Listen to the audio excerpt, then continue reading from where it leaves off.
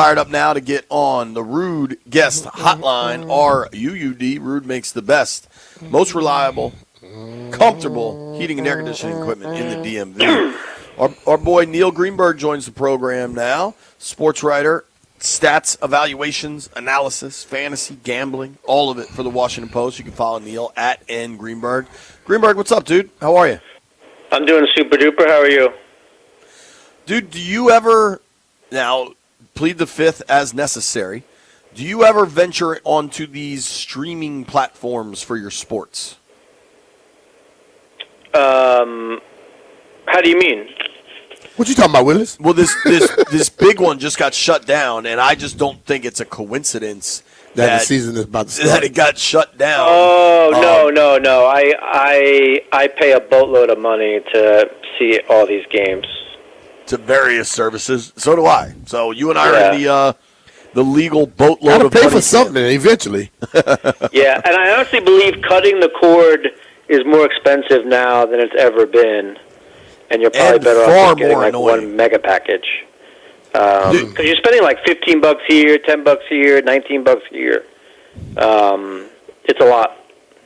Well, dude, and far more annoying. Changing from one streaming service to the next. It's the worst. Far more annoying. Trying to find. I have an easier time finding True TV than I do trying to find these games where they're at. Well, speaking of the games, dude, we've made it. We've made it through the desert. NFL Week 1 is here. We'll get to the Commanders. What are you most excited about? Like, what are some of the biggest questions you think? Now, you don't get any answers in Week 1. You got to really hesitate with the NFL to start drawing conclusions too early. But like, what are you most excited for this weekend? I'm excited to see if the Chiefs still got it. I think that we're starting to get some, rumblings in our tummy that maybe there's going to be some turnover at the top, and they're obviously the creme de la creme in that regard. I'm curious to see which of these young quarterbacks take a step forward. I like Carolina for that because I think Bryce Young could take a step forward. So I'm interested in that. And then I am interested in what happens with the Cowboys after this tumultuous offseason. I want to see what happens. I personally think that Jerry Jones is more of an NFL guy than he is a Dallas Cowboys guy, and what I mean by that is I think he's more interested in the NFL being really big and making a lot of money. I think the Cowboys end of it is secondary. I'm just curious to see if this is the year where that really hurts the club. So I'm looking forward to that train wreck. Biggest story in the NFL this year, you think? Biggest story that you're looking for this year? Yeah, the biggest story. Whether it's something that's in the beginning. Commanders year 2. Commanders year 2 under Dan Quinn. I think that has the chance to be one of the biggest stories in the NFL if they play really well. If they fizzle, I just think it's going to take a lot of air out of the tires. But I think if they come out swinging in week 1, then I think that they're going to be the story, especially if Jaden Daniels plays well. There'll be MVP talk. There'll be can they make it to the championship game again. I just think there's a lot of upside with this Washington squad in terms of media coverage. Dude, if Jaden plays well, I don't know that we've played this out. There's a tier of 4 quarterbacks that have established and separated themselves in the NFL. 3 of the 4 have won MVP awards. Another's gone to a Super Bowl, and Joe Burrow. Burrow, Mahomes, Allen, Lamar have separated from everyone. Jaden is next up. Like, if he forces his way into that conversation, which I legitimately think is highly possible, I mean, the sky is truly the absolute limit here. Like, people talk about the Ravens, the Bills, the Chiefs. The Bengals' defense is so bad that it kind of limits what they are. But I don't know, man. Like, obviously the Eagles are there, but the Eagles are there more of a 1-53 just dominance. It is remarkable to think about what the ceiling could be here for Jaden Daniels in year 2? Yeah, I mean, especially if those other quarterbacks take even a minor step back, right? I mean, if there's any, I mean, Mahomes had a pretty shaky season. What was it, 2 years ago? Like, he wasn't looking like Mahomes until they started making that championship run. But yeah, I mean, it's no knock on Jaden to be one of the first ones outside that elite bubble, right? Like, there's no shame in that, especially in year 2. There's no shame in that being a veteran quarterback. There's no shame in that in year 2. Yeah. And again, I just think the media wants this to succeed because we love talking about heir apparents, right? Like, we love talking about teams that are taking the next step, teams that are comeback stories, right? Snyder era ushering into the new ownership with Peters and Quinn, et cetera. So I think that there's really a big chance for this Washington Commanders story to blow up. I'm looking forward to it.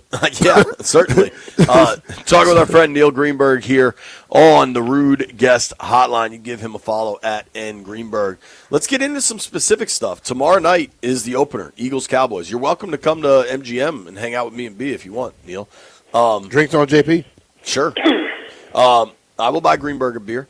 What do you expect in that one? Like, there is a subplot here of everybody thinks Dallas is just cooked. And you mentioned, I agree with you. It's hard to look at the way Dallas operates and believe football is the priority for that organization, at least from the top levels. Obviously, players and coaches. Brian Schottenheimer's trying to win every game, but, like, ownership has too many irons and lots of fires for that to be the sole priority.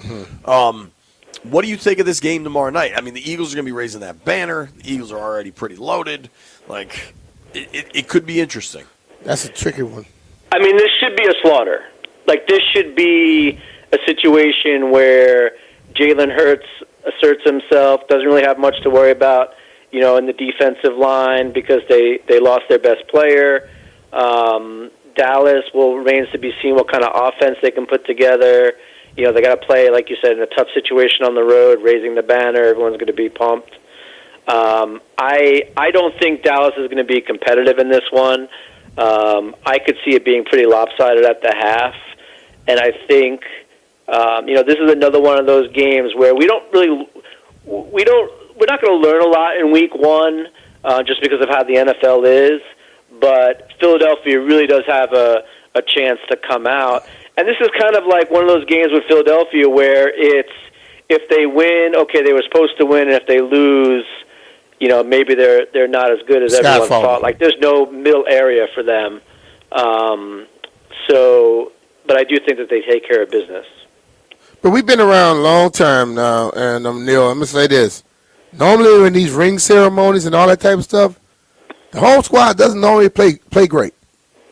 Because as much as we say that the people don't care about all the other stuff, you get caught up in the hoopla, and you forget about the damn game. The Lions beat the Chiefs, what was that, 2 years ago now in the opener? Yeah. But I think those are two very good teams. I think this is one very good team and one team that has a lot of question marks, lost its best defensive player, arguably the best player on the team, arguably one of the best players in the NFL. So I just think it's tough. It's going to be a tough matchup for Dallas. These division games do end up being wonky a lot of times. We've certainly seen that with Dallas and Washington in terms of one team supposed to, boat race the other one, and it doesn't happen. But I do think that this one should follow the script. I tend to also it looks like the weather should be pretty good in Philadelphia. Like, it doesn't look like there's an exterior factor that could enter. What's the line? It was 7.5, I think, wasn't it? Okay, maybe 8.5. I know you do your own power rankings, which I appreciate. Do you do them going into week 1, or do you wait till you've seen a little bit? No, I do them into week 1. Why wait? I have the Eagles as 5.5 points per game better than the Cowboys. I have the Cowboys as -1. So my line would be 6.5 plus. My line would be 7. Philadelphia -7, 7.5. So what is it? -8.5. This thing's an 8.5.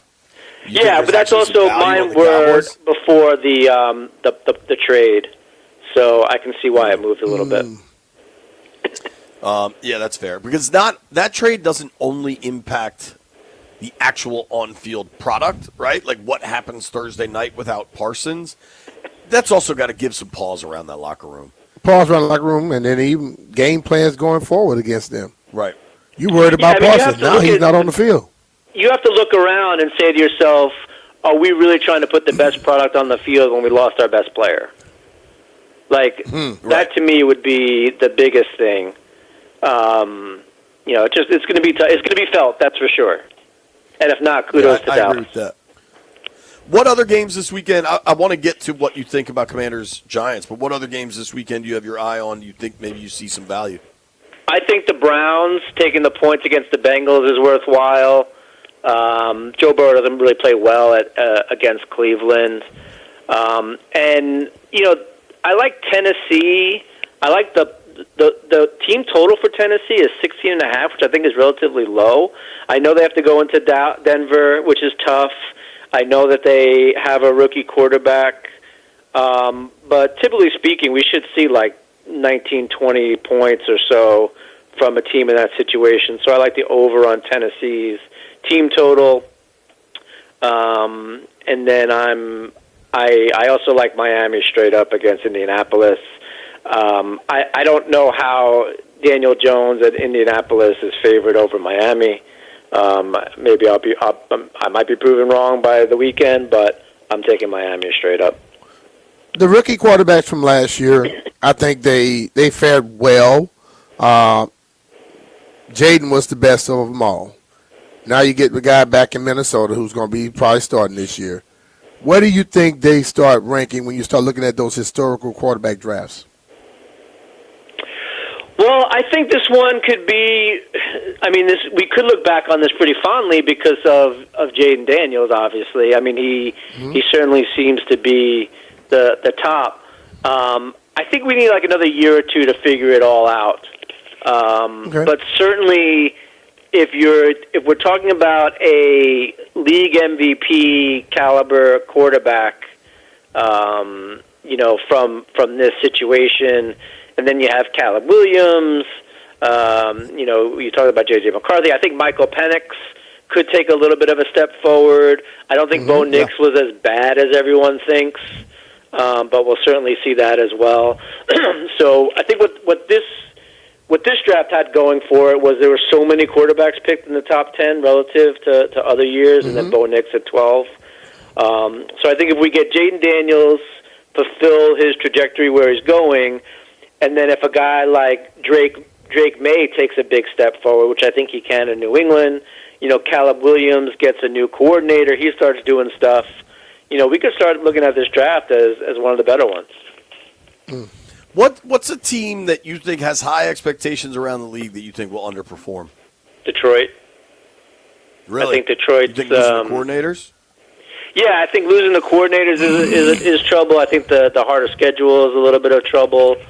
I just think that if we're looking for like letdown city, that's a team that really had a lot going on. They're going to be playing first week at Green Bay, which is tough normally, but I think Green Bay is one of the better teams. I want to say the executives just ranked them the second best team in the NFC behind Philadelphia.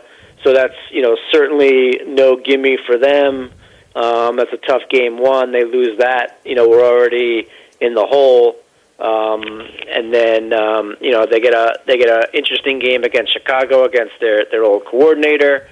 That's certainly not a gimme. And then they got to play at Baltimore on Monday Night Football. Those are three tough games for Detroit coming out of the gate. Right out the gate? Ooh.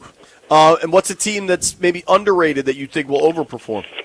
New England. I've been on New England for a while this year. I think that they have the ingredients to take a step forward, especially with the young quarterback. Obviously, we saw in Washington what happens if you have a quarterback, go from average. You have a team in Washington below average quarterbacking. They get above average quarterbacking. It obviously makes a huge difference. So I think New England's one of those teams to watch as well.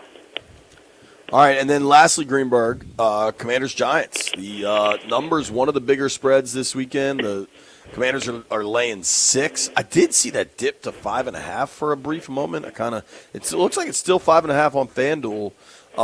What do you make of Washington and the Giants? Yeah, I mean, there's really no difference between 5.5 and 6 because the most frequent margin of victories is 3 and 7. So if you like Washington, you probably want to, you'll take anything up to minus 6.5 and feel okay about it. I don't know if this Giants team is going to be very good. I'm expecting Washington to win. I don't know if they can win in a blowout necessarily, but I do think it's going to be a friendly crowd. To me, this is the game, and this is going to sound silly because it's a Week 1 game, but to me, this is the game that Dan Quinn really needs to go well because they got off such a high from last year, and if they lay an egg, I think that's the worst thing for the narrative. But you come out solid, take care of the Giants, who you should probably beat anyway. Again, kind of one of these no middle games. If they win, they're supposed to win. If they lose, we have a lot of question marks about them. But I think that they'll be fine. I'm very interested to see how they use Deebo Samuels, though. I think that could be one of the most exciting parts of the game. There you go. Dude, I am too. All right, Neil, we appreciate the time as always. Appreciate you, bro. Okay, I like you guys very much. We like you, too. We like you, man. We love you, Neil. I love you guys, too. All right. All right. Goodbye, brother. That's our boy Neil Greenberg from the Washington Post. You can give him a follow at @ngreenberg. Joining us via the Rude Guest Hotline.